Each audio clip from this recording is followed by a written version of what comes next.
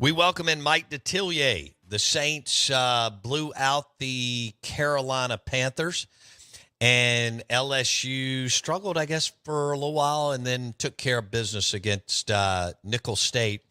And Mike D joins us on the Farm Bureau Insurance guest line. Mike D, I know you felt like that the Saints were going to beat the Carolina Panthers, but you didn't see them absolutely dominating them like they did last Sunday, did you? No, I don't think anybody did. That it would be that type beatdown, and you scored the first 9 times you had the football. I mean that, and no one could have predicted that for an offense that had struggled in the preseason, and that's all you can, kind of go on. And even in practice, it didn't look really steady. But I really thought that what they won was the line of scrimmage on both sides, offensive line, defensive line. They won up front, and I'm still a big believer. Yeah, you got to have a big-time quarterback, but you got to win in the trenches to win big in the NFL. And you saw this past Sunday, the Saints were able to win up front. Now they got a much bigger test this weekend, but they were able to run the football.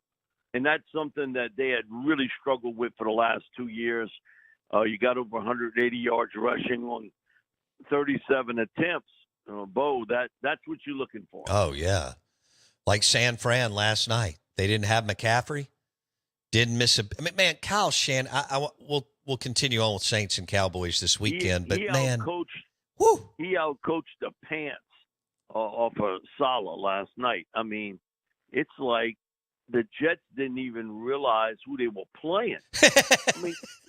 I mean, come on, you had weeks to prepare for the 49ers. If you watch, they were so out of position on defense, and that's Salah's, wheelhouse. And San Fran just fed it to him. It didn't matter who was that running back. We said this last night on our second guest show. Man, going into this game, I like the 49ers to win, and I thought they would cover. Then you hear about McCaffrey, and I said, whoa, you might have to kind of think about this a little bit. But I thought Mason did a tremendous job rushing the football. Remember when, he was the 5A player of the year in Tennessee. And he goes to Georgia Tech and then does not have great workouts leading up to the draft. He's an undrafted free agent. He was a great fit last night, and they just fed it to the Jets. They really did. And it's like the Jets didn't even realize who they were playing. And you talk about Robert Saleh's way over his head as a head coach. You saw it last night. Shanahan, he out-chessed him football-wise every which way but loose. Mike Detillier, NFL insider out of New Orleans, WWL Radio, joins us on the Farm Bureau Insurance guest line. And the Saints with a big win over the week, because every win in the NFL is a big win. Saints, big win over the Panthers, and the Cowboys went on the road and beat the Cleveland Browns. Mike, it's early, but and look, Cowboys go up and win, and that's a big deal. But it doesn't look like to me that the Cowboys yet, they may get one, but I'm not convinced. I don't think they have a running game. Mike D, your thoughts? Yeah, that's still the one thing that's in question. Can they get a consistent running game going? You did go up against a really good defense now. True. It's hard to believe. But, I mean, the Browns, you look at every major category last year, they win the top 5 or 6 in every category. You got one of the premier guys in the NFL in Myles Garrett, and they had their moments. I do think – I'm a big believer in this, and Sean used to always talk about that the last piece of the puzzle on offense is offensive line play in the running game. And can that get a little better for them? But that their pitch and catch game is going to be really good. They can put a lot of pressure on the quarterback. They're going to get turnovers. Their special teams have always been really good. And, you got Bones coaching there, and, man, he knows what he's doing. I think that's the big question mark for the Cowboys this year. Can they run it when they need to and have to? Oof. And I wish they'd have done more around CD, but anyway, all right. So it's Saints at Cowboys. The line's -6.5. Is that too many, Mike D? Yeah, it's about where I thought. I thought it'd be around a touchdown. It came in, well, I guess, touchdown, the extra point. So, it sort of went where I thought it would be at this stage. And still the question marks is, can the Cowboys run the football against the Saints? And can the Saints slow down that pass rush of the Cowboys? You're going to find a lot more questions answered this week than you saw a week ago. I thought the two most impressive things, three things that really jumped out at me this weekend. One, of how good the 49ers are in that scheme-wise to run the football against what you thought was a really good Jets defense. Man, they picked them apart. It was just chewing them up. I thought the Cowboys' defense up against Cleveland, and I know they had a little bit of mixing and matching up front along the offensive line, but that was a playoff team, the Browns, last year. And the score was no indication of how dominant the Cowboys were in that game. And then what the Saints did offensively, no one could have expected that. Right. No one could have thought that they would be that good. We thought this team would kind of lean on their defense, special teams. You knew they had some big play weapons out there with Rashid Shaheed, with Chris Olave. Could they protect Derek Carr? They did that. Highly questioned if they could run the ball for me. And, again, when you grind out 187 yards rushing, you've done your job. Those three things really stuck out to me this weekend. And like I said, you'll get a few more questions answered. He is Mike Detillier on the Out of Bounds Show, ESPN 105.9 The Zone. We've got Saints at the Cowboys, and that's a noon kickoff game on Fox. Cowboys -6.5. I like what Mike D said. Can the Cowboys get a running game going? And can the Saints protect Derek Carr long enough for them to do what they want to do? Last weekend, you could tell that Dak and McCarthy's deal was take the snap, get the ball out of his hand, because of what Mike just referenced. Garrett and those other guys, they just did not mess around. They weren't going to take chances and get cute. I thought it was smart, considering they had no running game, and Cleveland was not worried about Rico or Zeke or any of those guys. We'll see if the tight end plays this weekend and kind of for Dallas and go for there. Mike, you know this guy, Dan Campbell, and their new GM from a few years ago at Detroit. They continue to find ways to win in the NFL. It's one of the best stories the last 3 years in the NFL, how they slow built, got it going, got it right. How impressed are you with Campbell and the Detroit Lions? Yeah, because it was a tough outing in week one, and you catch the Rams. Man, you give McVay a couple of weeks to prepare for you. He's going to come up with innovative stuff, and Stafford and them gave him a hell of a game. But at the end, it was the ability to wear down the Rams' defense. Another thing, too, is, and I think sometimes basically maybe how he presents it, he doesn't maybe come off as that guy, but Dan Campbell's a smart guy. Understanding in game one, if this game goes to overtime, those players had not played a full game. Okay, they had maybe played a couple snaps, maybe a couple series in preseason. I'm going to wear them out. And that final drive for the score, they only threw one pass. Everything else was a run. That's Dan's kind of sentiment toward how he built this team. He wanted to be a real physical team up front. He's got some weapons now with Jahmyr Gibbs, Jameson Williams, Amon-Ra St. Brown. Laporta at tight end. Man, he can hit you a lot of different ways, but it goes back to his fundamental belief in that running the football when you need to and have to has to be there, and they showed it Sunday night late. Their secondary is still in question because you saw Stafford, man, he sort of ate them up toward the end of that game, and they didn't want to put that defense back out on the field. But you saw Aiden Hutchinson, and again, it goes to show who you up against. I mean, he ate his lunch. Marcus Davenport, can he stay healthy? Can help him coming off the edge.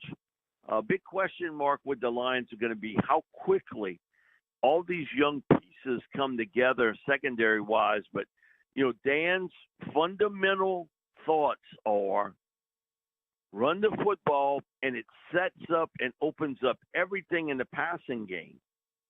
And that's exactly what happened. But late in the game, that's what he wants to do, run the ball, and then understanding in game one that, man, those guys, they have not played a full game in quite some time, and I'm going to wear you out. And that's what he did. And, man, it was typical of what I've seen with Dan, his beliefs. He was a great guy here in New Orleans. We had a lot of fun with him when he'd come on the I'm show. jealous, Mike. He seems like such an interesting dude. And he could tell stories. Man, he had some stories and Parcells stories and you name it. Man, he had them. But you sort of knew one day he would get his chance. Now, he wants a certain type player to play for him, and you got to have some thick skin. Mm-hmm. But he had always told me, you got to take a chance or two in life on certain things. And he said, that's my belief, too, in personnel, that I have a thought of the type player I want, but I'm willing to take a chance on a guy. If maybe things haven't worked out for him somewhere else, if he's talented, and if he's willing to be a team-oriented player, and it has really worked for him in Detroit, he's put the noise back in that stadium. I mean, he really has, and breathed life into a franchise that had just struggled so mightily for so many years. He's a great fit in Detroit. He really is. Just a great fit there for a blue-collar, tough guy. That's what Dan Campbell is. But, man, storyteller, he's at the top. Now, Greg Williams, it was hard to beat Greg. Greg had more story. Now, how much of that is true, or he stretched it with the rubber band? But, man, he would definitely be the number 2 guy of all our assistant coaches throughout the years that could tell stories. And, it was a lot of it was Parcells related or Sean Payton related. It was one of the two. That would have been awesome to be able to hang out with Dan Campbell. Hey, Mike D, did you see the Applebee's commercial they dropped last week with Dan Campbell?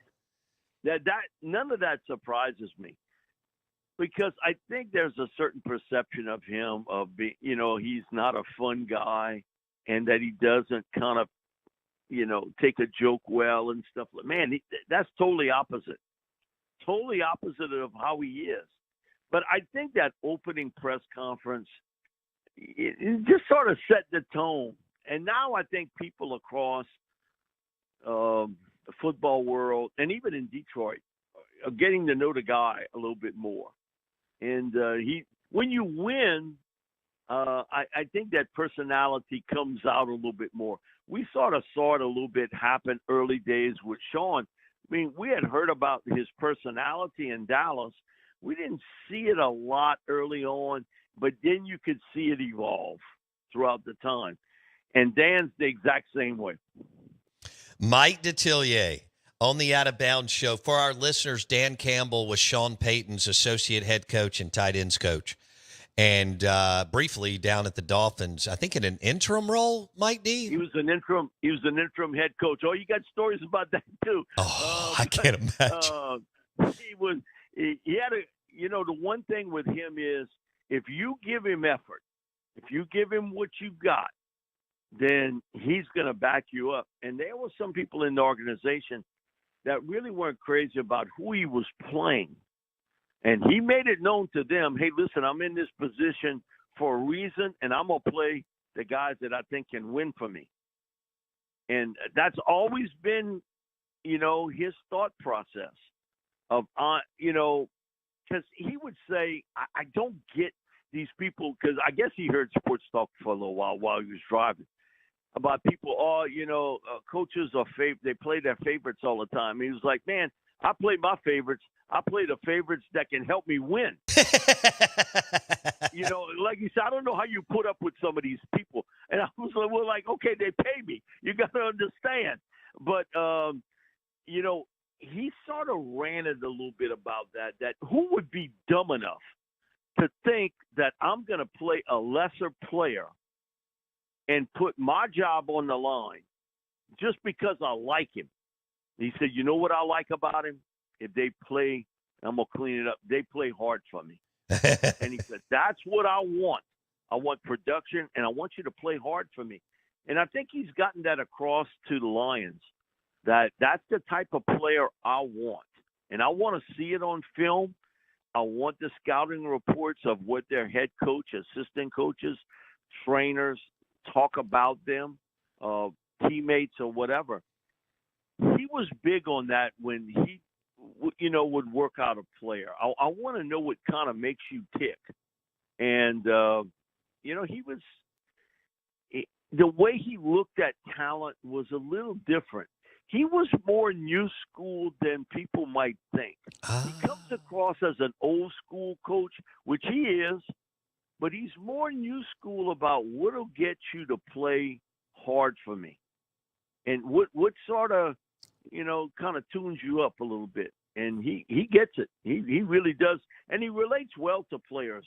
That was the one thing we heard back from everybody, Saints player-wise, about Dan Campbell. That's why I knew he would eventually become a head coach. You could hear it from the players of what he meant to them and how well he got along with everybody there. He did push them hard, but Sean did too. I mean, that was a coaching staff that really, really pressed you hard. Dennis Allen was like that on the defensive side of football. He pressed you hard. But, man, Dan Campbell, he got a great personality. And like I said, it fits Detroit and the Michigan area so well. And, Bob always talks about this. The last time they won anything there was when he was the quarterback of the Michigan Panthers in the USFL. Love it. For our listeners, he's talking about it. That's the last time they won a championship. I love it. Football. That's right. For our listeners, Mike D is talking about Bobby Hebert, his teammate and co-host down in NOLA at WWL. Mike D, let's see, we've only got a few minutes here, and so I got to get to LSU at South Carolina, which is game day this weekend. It's an 11 a.m. kick, 12 over there, but 11 our time. Mike D, LSU's a work in progress. South Carolina looked good this past weekend, but I don't think Kentucky's that good, and they can't block anybody. What was your takeaway from what happened last weekend, and what are you looking for in this game, LSU at South Carolina? Man, LSU got to run the football. You return 4 of your 5 starting offensive linemen, and, Brian Kelly, he kind of hit the brakes about we didn't get out physical by Nichols. All I know is you didn't hardly gain anything rushing the football. So I don't know what film he's watching, but it ain't the one I'm seeing. LSU has not played well up front along the offensive line. You got 2 first-round pick guys there, Emory Jones and Will Campbell. You just haven't been able to run the ball. Nussmeier's really played well, and that didn't surprise me. They got a group of so talented young receivers. That's always going to be there. But can they run the football? We've talked about this all offseason. That defense, now they got really major issues because you lose your best run stuffer in Jacoby and Guillory to an Achilles injury. He's lost for the season. Man, if I'm South Carolina, I feed it to him running the ball. Nichols did. So why wouldn't South Carolina do the exact same thing? So this is an intriguing game here because on paper, LSU's got more talent than South Carolina. But, Bo, I'll be honest with you. Defensively, I thought they played pretty well in game one, and they didn't play very well at all last week against Nichols. They weren't interested, Mike. They looked heavy-legged. They looked like a really slow team that was heavy-legged. Brian said it because it was a short week. Short week? You mean to tell me that you play in a Sunday game and then you play, Saturday night and you heavy-legged? I didn't buy that. I agree with you. They seem to be disinterested, but that's on the coaching staff and the leaders on that team. True. Come on, you got to snap out of this. You can't just roll your helmets out on the field. Huge game for both South Carolina and LSU this weekend. And South Carolina has got a little bit of confidence going into this game. I think for LSU, though, their ability to score points with the passing game and Nussmeier will give South Carolina some issues. Because, man, they can spread you out a lot of different ways. But they got to get that running game going, and they can't put that defense back out there. Every once in a while, they're going to get a stop, but they're just not really good on the defensive side of the football right now. They're still trying to figure out how to use Harold Perkins. My thing is put him outside like they did year one with him. Come on, we inventing the wheel. I don't understand it. We had an LSU fan text us about that, Mike D. They said, ask why they won't do that with Harold Perkins. It seems so simple, and yet we're not seeing it. Mike D, that was great. We appreciate you. Big weekend, man. Saints on the road playing the Cowboys, and LSU on the road playing South Carolina. And don't forget, that's an early game. That's an 11 a.m. game here, a noon game for the Tigers and the Gamecocks. Mike D, have a great week, buddy. Happy birthday. Thank you, Bo. Appreciate it. I don't like them 11 o'clock games. It gets me to do pregame at 7 o'clock in the morning. I don't blame you. Mike D on the Farm Bureau Insurance Guest Line.